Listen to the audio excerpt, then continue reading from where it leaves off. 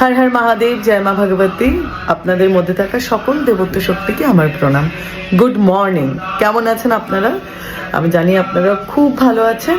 আর শীতকালের শুরু কেমন কাটছে জানাবেন।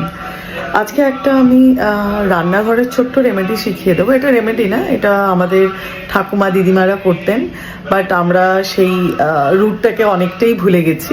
বাট আমি এখনও ওটা মেনটেন করি।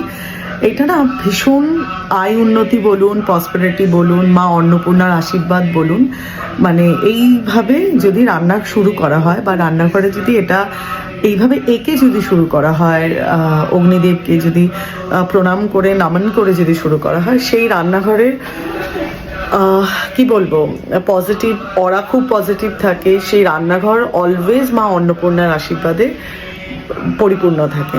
চলুন আমি দেখিয়ে দিচ্ছি। এই দেখুন স্বস্তিক। আমরা সবাই জানি স্বস্তিক হচ্ছে আমাদের শুভ সিম্বল।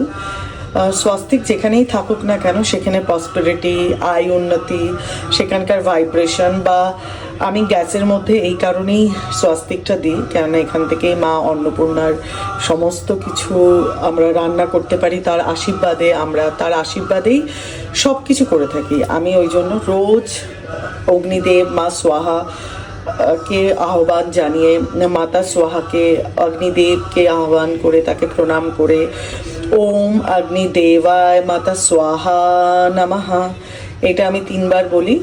স্বস্তিকাকে নমস্কার করি, তারপর আমি সকালের যা করার আমি করি। এতে আয় উন্নতি খুব ভালো হয়, আপনার প্রসপেরিটিতে খুব ভালো হয়। আর স্বস্তিক সিম্বল থাকা মানে হচ্ছে পজিটিভিটি, মানে আগুনের কোনো ভয় থাকে না।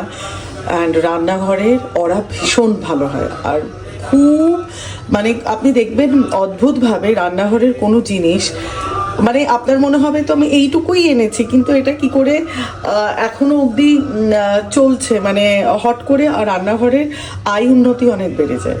এগুলো করবেন আর এটা করেই দেখুন, আপনি তারপর বুঝতে পারবেন। আমাকে জানাবেন যে আপনারা কি ফল পেয়েছেন।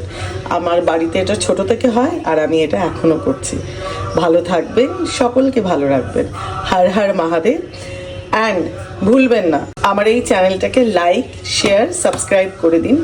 লাইক আর শেয়ার করতে এই কারণে বলছি, এই যে জিনিসটা আজকে আমি আপনাদের শেখালাম, এটা ভীষণ ভালো রেমেডি। এটা আমি রেমেডি বলবো না, এটা আমি বলবো পুজো। এটা খুব ভালো পুজো, অগ্নি পুজো বলা হয়। এবার আয় উন্নতির জন্য মা অন্নপূর্ণার পূজা বলা হয়। আর স্বস্তিক সিম্বল দিয়ে রান্নাঘরে আঁকাটা খুব দরকার, গ্যাসের ওপরে খুব ভালো। আপনি এছাড়া চালের ড্রামে যেখানে যেখানে ইচ্ছা আপনি আঁকতে পারেন।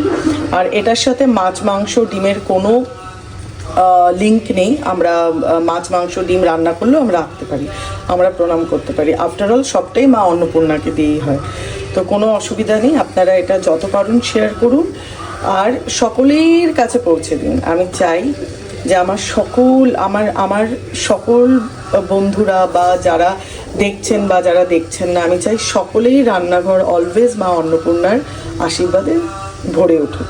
খুব ভালো থাকবেন, খুব ভালো রাখবেন। হর হর মহাদেব।